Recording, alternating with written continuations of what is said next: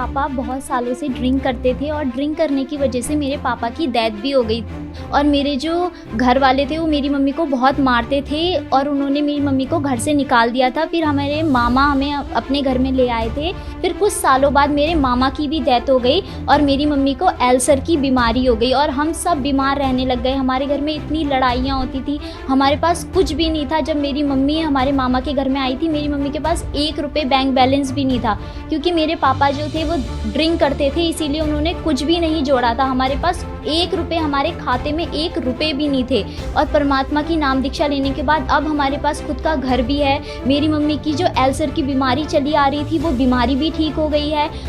हमको इतनी तकलीफ थी, हम इतने बीमार थे, हमारी जो भूत बाधा थी सारी सब ठीक हो गई है। और अब मेरी मम्मी की परमानेंट जॉब भी लग गई है, गवर्नमेंट जॉब लग गई है। अब परमात्मा की दया से, संत रामपाल जी महाराज की दया से हमारे पास हर चीज़।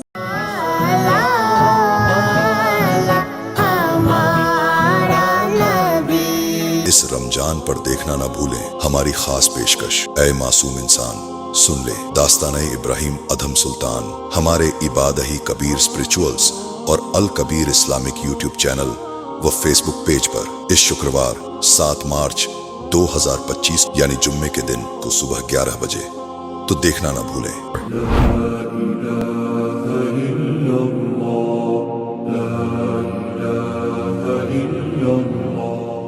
الله أكبر كبير